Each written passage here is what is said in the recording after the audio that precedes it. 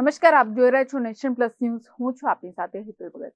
હવામાન નિષ્ણાંત અંબાલાલ પટેલે ઠંડીને લઈને મોટી આગાહી કરી છે કે જેમાં 23 ડિસેમ્બર બાદ કાતિલ ઠંડી પડવાની શક્યતા વ્યક્ત કરી છે.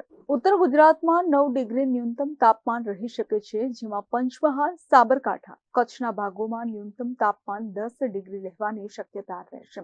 તો સુરતના ભાગોમાં પણ 9 ડિગ્રી ન્યૂનતમ તાપમાન રહેવાની શક્યતા રહેશે. તો સાથે જ મહેસાણા, જૂનાગઢના ભાગોમાં પણ 10 થી 15 ડિગ્રી ન્યૂનતમ તાપમાન રહેવાની શક્યતા છે, જેમાં 17 ડિસેમ્બરથી મહત્તમ તાપમાનમાં વધારો થઈ શકે છે. તો બીજી તરફ ડિસેમ્બરના ત્રીજા સપ્તાહમાં બંગાળ ઉપસાગરમાં એક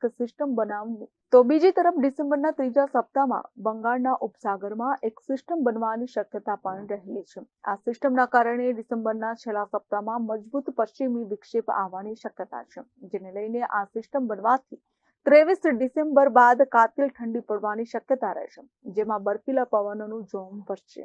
તો 16 થી 22 દરમિયાન ગુજરાતના અનેક ભાગોમાં વાદળો આવવાની શક્યતા રહેશે. દક્ષિણ ગુજરાતના ભાગોમાં છાંટા થઈ શકે છે. જાન્યુઆરી માસમાં રાજ્યમાં હાડ થીજવતી ઠંડી પડશે. જાન્યુઆરી 6, 7, 8માં પશ્ચિમ વિક્ષેપ આવવાની શક્યતા રહેશે. હજુ પણ જાન્યુઆરીમાં ઠંડો રહેશે. તારીખ 4, 5 જાન્યુઆરીમાં ઠંડા પવનનો ફૂંકાવાની શક્યતા રહેશે.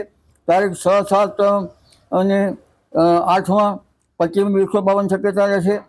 તારીખ લગભગ 13, 14 ને 15માં જાન્યુઆરી માસમાં વાદળો આવવાની શક્યતા રહેશે અને કેટલાક ભાગમાં માવઠું થઈ શકે એવી શક્યતા રહેશે.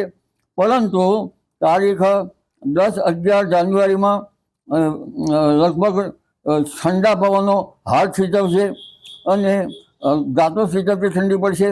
આ ઉપરાંત તારીખ 18 ને 19માં પણ હવામાનમાં પલટો આવશે 20 તારીખ સુધીમાં અને ઠંડા પવનો ફૂંકાશે.